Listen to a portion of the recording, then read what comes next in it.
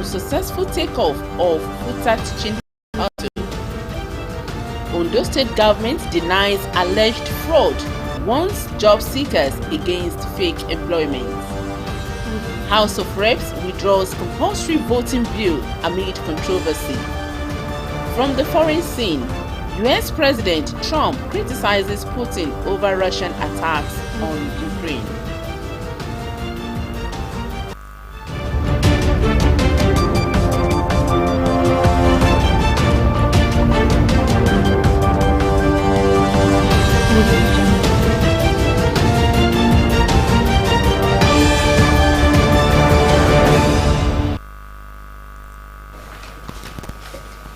Good evening and welcome. The news at 7. I am Omoshiliola Adesoye Ajayi.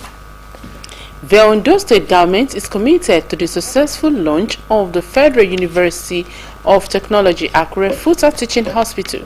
Governor Loke Aiyedatiwa, during a meeting with the House of Representatives Committee on Federal Health Institution, announced that the state has seeded a specialist hospital to serve as a temporary facility and has provided land for the development of the hospital's permanent site. Governor Aiyedatiwa noted that land has also been made available by the state government for the development of the project permanent site. Government House correspondent Wahab Bankole completes the story.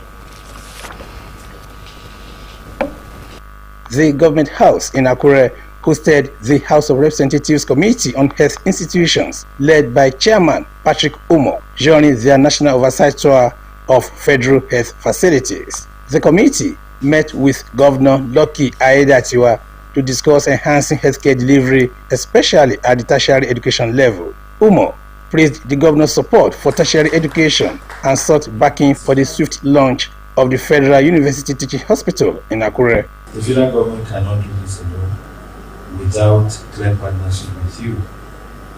And this is also to advance that collaboration in the healthcare sector.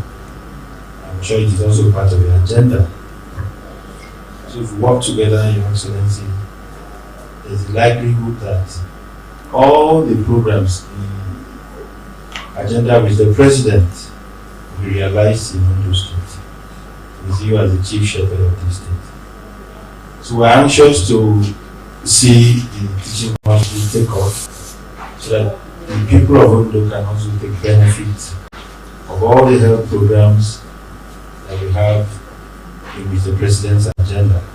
Governor Aiyedatiwa reaffirmed his administration's commitment, revealing that the state has seeded a specialist hospital as a temporary facility and provided land for the hospital's permanent site. The President wants the institution to take off immediately, and the Governing Council of Federal University of Technology Akure also are very anxious.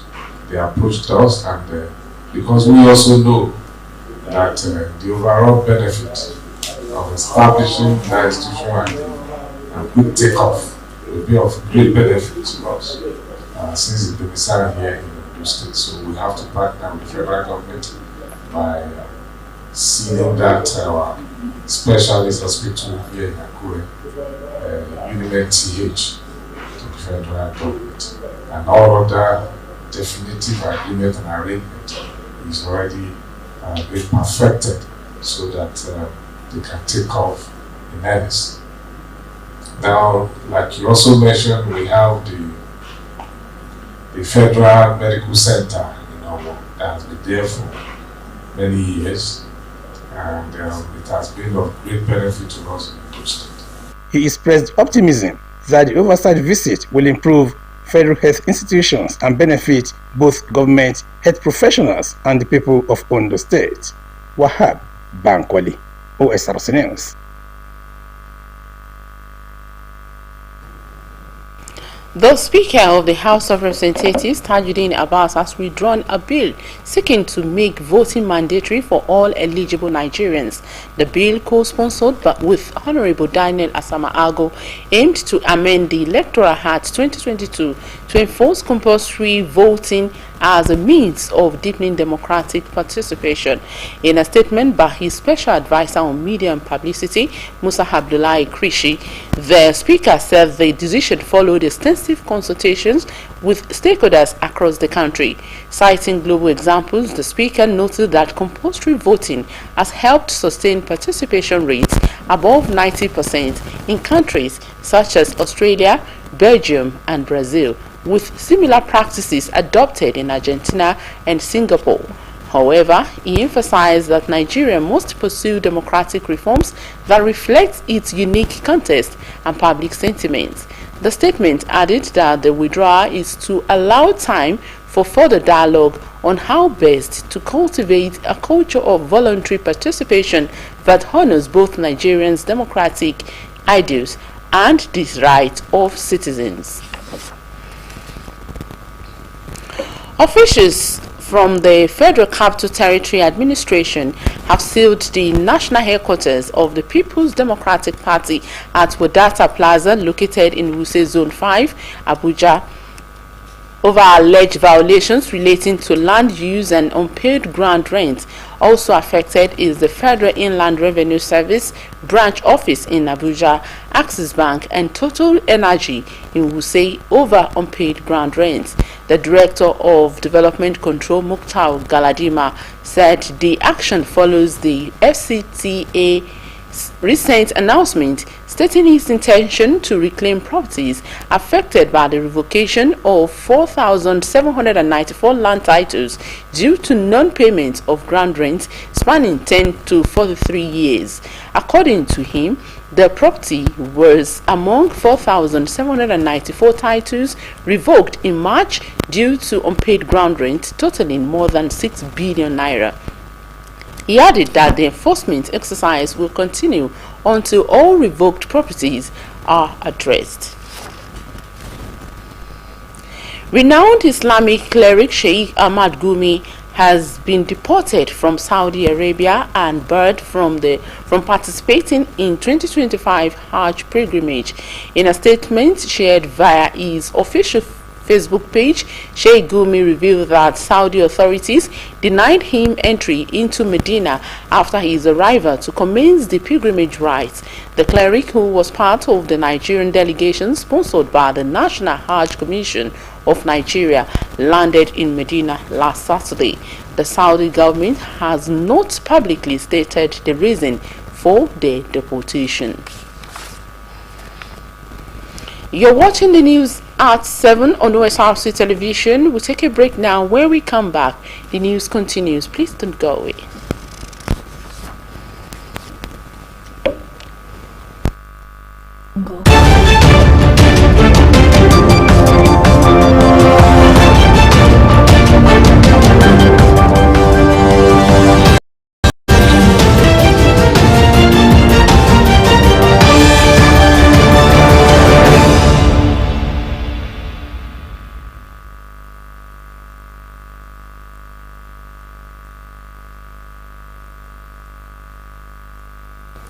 Glad to have you back. You can watch us live on our website www.osrc.ng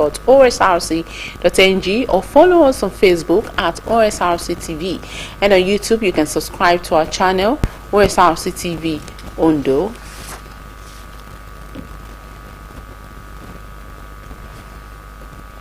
It has come to the knowledge of the Office of the Head of Service that an unsuspecting job seekers are reportedly being extorted by some unscrupulous elements regarding the recently concluded recruitment exercise by Ondo State Universal Basic Education Board, SUBEB, ODI-SUBEB, and Teaching Station, ESCOM.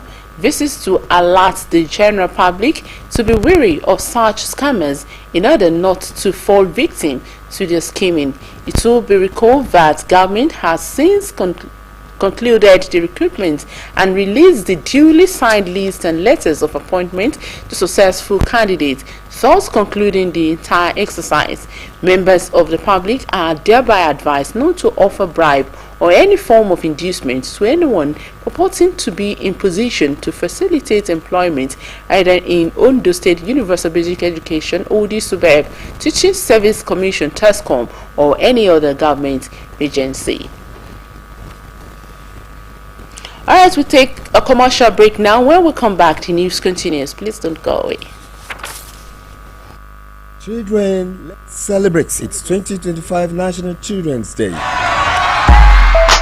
Oh yes, the government of Ondo State, led by their excellencies, the Executive Governor of Ondo State, Dr. Lucky Ayedatiwa, his deputy, Dr. Olaide Adelami, is making this year's celebration different in schools competition in 3 categories: cultural display, march pass, and oratory skill on the theme Stand Up, Speak Up, Building a Bullying-Free Generation. The winners will get the Lucky Star prizes of 500,000 naira each, runners-up of 200,000 naira each, while the third position of 100,000 naira each, and other side attractions like the Kids Corn CEO, Mrs. Fumi Bankole, will be giving the first 50 schools to arrive early a chance to get the raffle ticket to win a bicycle. The third Ondo State Children's Parliament will also be inaugurated same day. This event takes place on Tuesday, 27th of May 2025 at Gani Fawoyimi Freedom Square, Igbato Road, Akure at 10 in the morning. Indeed, it's a new dawn in Ondo State. Come, let's celebrate with our children. Dr. Shembose Del Samai, Special Advisor on Women Affairs, announcer.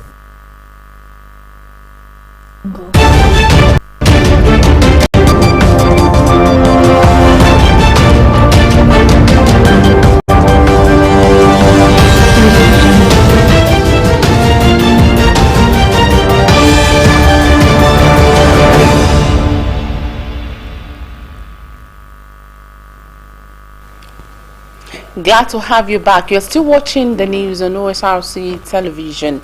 The Ondo State Governor Lucky Ayedatiwa will tomorrow preside over this year's National Children's Day celebrations in Ondo State.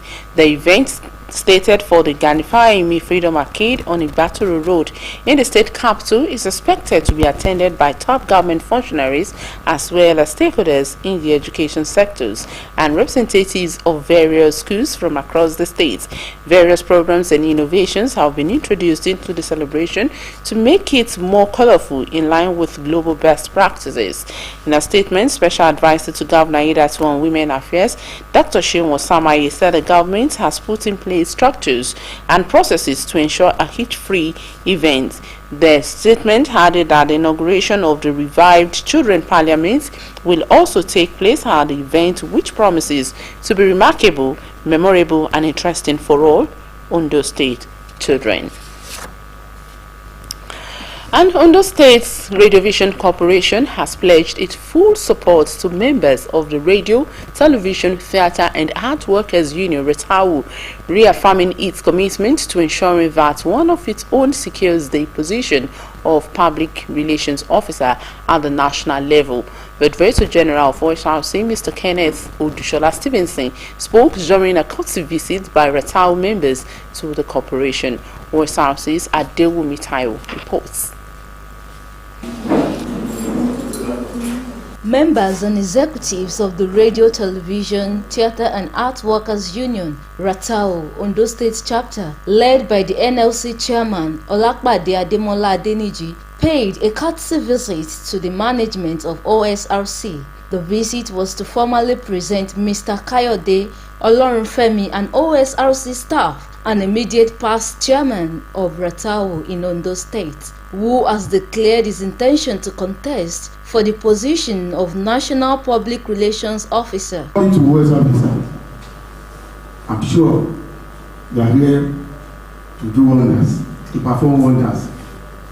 I'm sure, though I won't say this place was not a good one before, but I know you will do something better to take this organization to a greater height.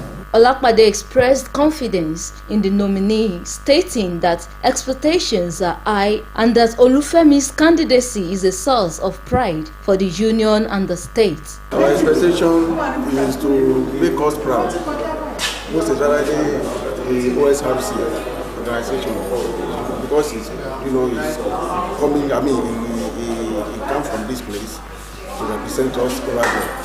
So it must make us proud. And continue to do the right thing.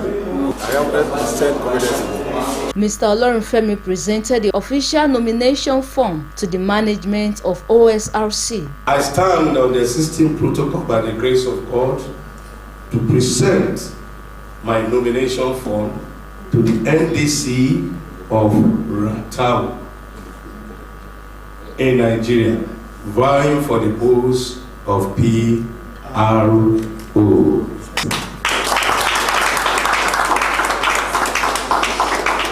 Mr. Olorunfemi, who currently serves as the Ondo State Auditor of the NLC, emphasized the importance of the election, noting that this marks the first time Ondo State is contesting a national position in Ratau. By the grace of God, I am presently the auditor, and I know with God all things are possible. I am going to be elected as the and that will be the first time ever that Ondo State is having a representative at the national of Ratau. In his remarks, OSRC Director General Mr. Kenneth Ojola Stevenson pledged the corporation's total support for Olorunfemi's ambition, describing it as a proud moment for OSRC and Ondo State at large. Mr. Olorunfemi, if you need anything, just let us know. We will give you all the necessary support. And it will be our joy that one of us here is national. I want to believe that you will get it, and we will all behind. We will line up behind you. The visit ended on a high note with applause and cheers from Ratau members as the DG reaffirms his backing for the historic bid. The election comes up on 15th July 2025 in Gombe State.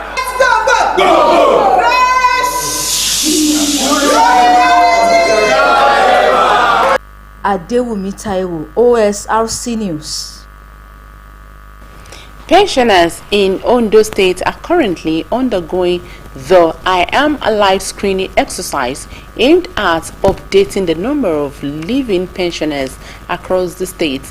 The exercise, which is being conducted across all 18 local government areas, has witnessed full participation by pensioners. Omoriola Mpiji reports. Pensioners under the local government pension transitional department in Ondo State gathered for the issuance of digital identification cards. The initiative is designed to prevent harassment by tax and rating authorities and to combat identity theft and fraud. In Akure South local government area, which reportedly has the highest number of pensioners, the exercise drew a large turnout. The venue was crowded with aged, sick, and active retirees, both inside and outside the hall. While many described the process as stressful, they also commended the administration of Governor Loki Ayedatiwa for the prompt payment of gratuities. Thanks to the goodness of the new governor and the present one, they have just paid our gratuity since 13 years ago. So it's a good day to the man and the new PS, who is a woman. We are praying for her. But this arrangement of verification is too strenuous for today. Especially for Akure South. There are so many people in Akure South. You cannot compare our own with that of the federal.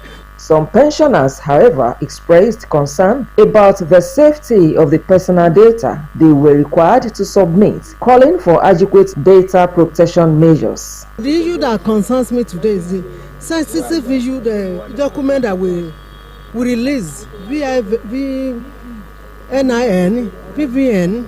These are what the evil people are using to use for their evil something. So we are not sure whether this document will be protected. We are not sure of the confidentiality. The Permanent Secretary, Local Government Pension Transitional Department, Dr. Mercy Femi Idris, who moved around the venue to ensure smooth coordination, explained that the overcrowding was due to some pensioners arriving at unscheduled times. Some are not supposed to be here today. They are expected to be here tomorrow, yet they are here. So what we said was that we are not going to turn anybody back. So some will be attended to outside so that this place will not be overcrowded. So we are sorry for any inconveniences. It's not as if we meant it. We are not going to do anything on their BVN. Nobody can even enter. Nobody can break into your hack into your account with ordinary BVN. There's a security code attached to it. So that is personal to us, and we know what we are going to do with it. It's not going to be for the records. It's just for this exercise.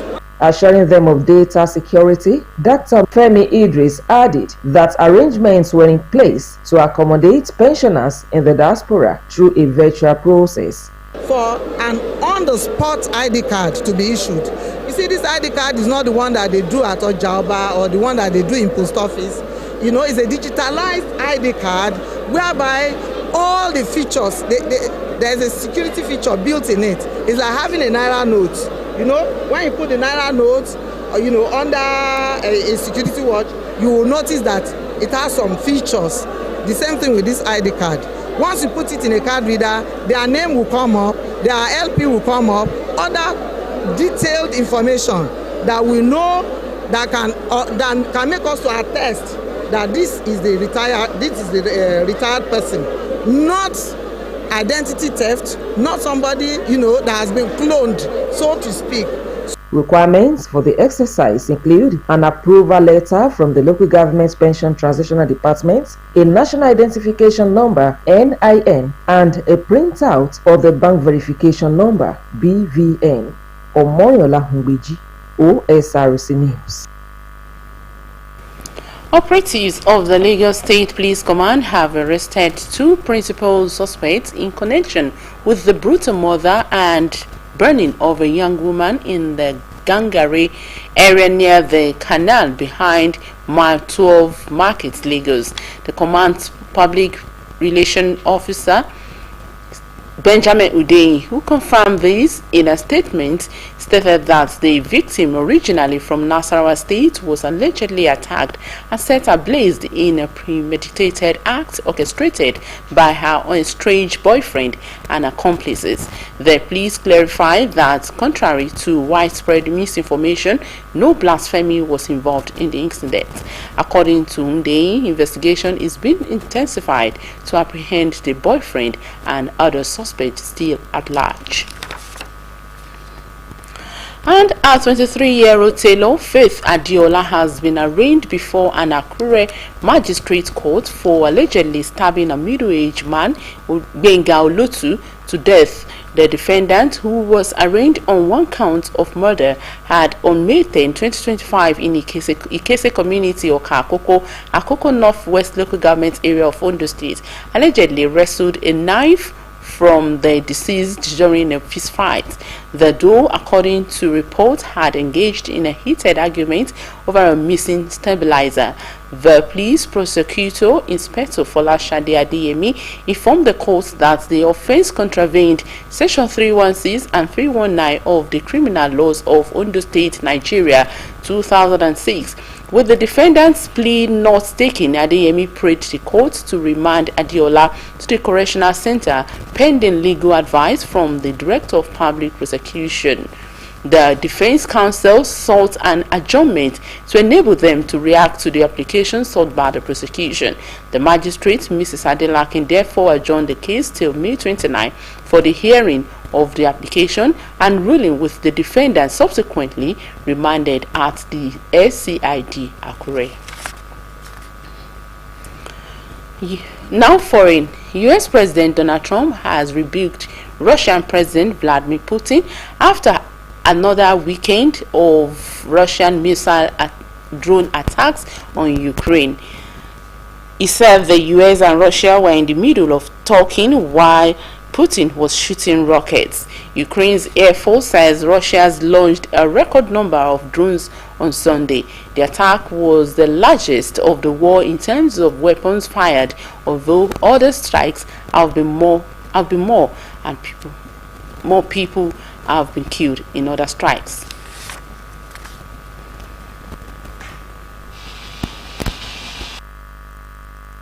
Putin's doing. He's killing a lot of people, and I don't know what the hell happened to Putin. I've known him a long time, always gotten along with him.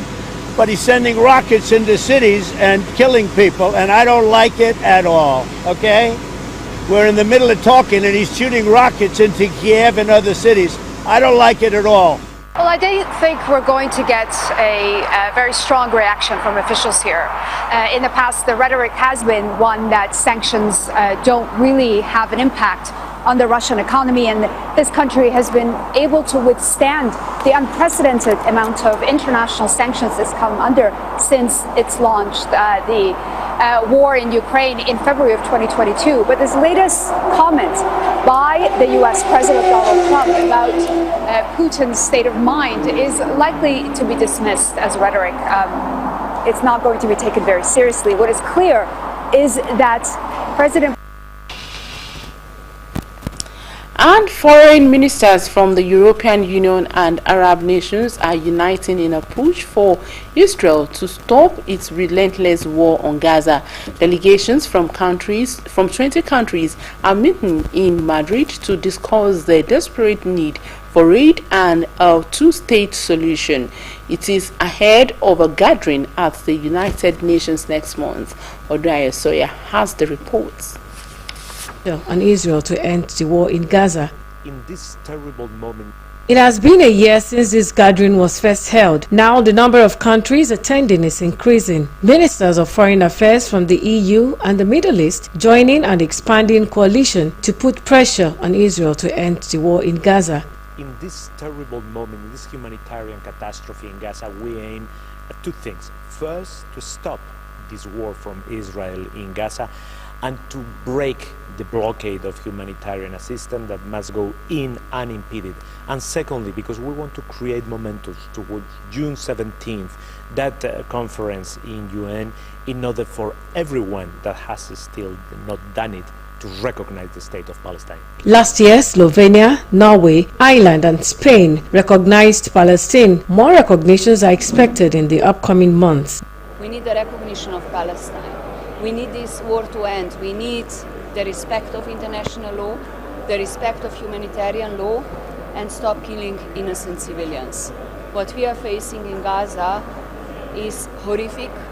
The EU has warned it may suspend its trade with Israel if it fails to allow aid into Gaza and end the war. But Egypt's foreign minister says there is no end in sight.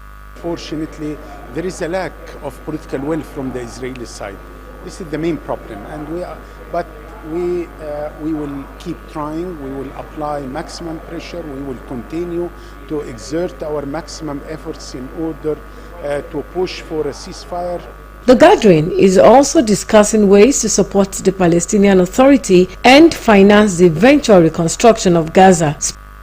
We hope that the Israeli government would listen to our demands for bringing in food, stop famine, stop genocide. Many countries around the world see what's happening and they clearly disapprove it. Spain is pushing for a tougher approach. Many countries are discussing possible sanctions and arms sales restrictions if Israel's Prime Minister Benjamin Netanyahu rejects growing calls for an end to the suffering of civilians in Gaza. Oduayo Soya, Osrc News. Meanwhile, Israeli forces have targeted a school sheltering displaced Palestinians in Gaza City, killing at least 25 people.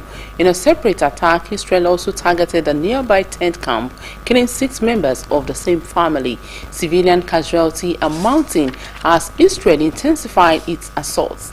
The latest attacks happened in the middle of the night while people were sleeping. Wura Olamiolane Pekun has details.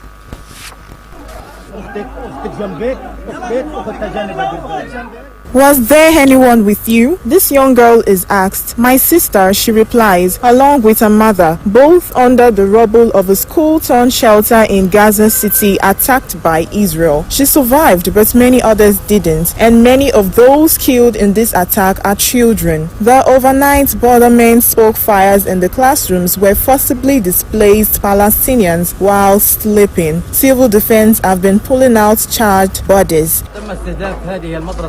The Israeli occupation forces have targeted this place with several missiles. There is a large number of casualties, and there are body parts of women and children who were here sleeping. But the occupation forces make no distinction and kill men, women and children. As you can see, they have been targeted, and you can see that their bodies have been charred as a result of the fires that have spread.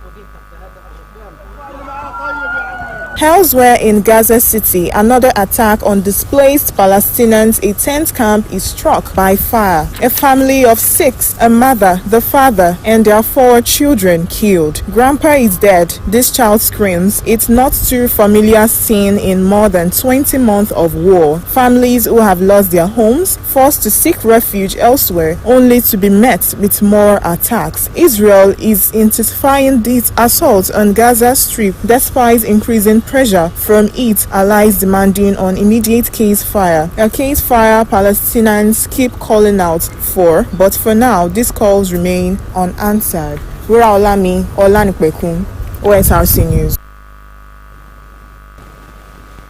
And to end OSRC News at 7, here again are some of the major stories. We told you that Ondo State Governor Lucky Aiyedatiwa has reaffirmed its administration's commitment to the successful takeoff of Futa Teaching Hospital in Akure. We also told you that Ondo State government has warned job seekers against unsuspected scammers posing as government agents for the concluded OD Subeb Tescom recruitment. And we also told you that House of Representatives Speaker Tajuddin Abbas has announced the withdrawal of a bill mandating voting for all eligible Nigerians. And that's the news at 7. Thank you so much for watching. Good night. Go.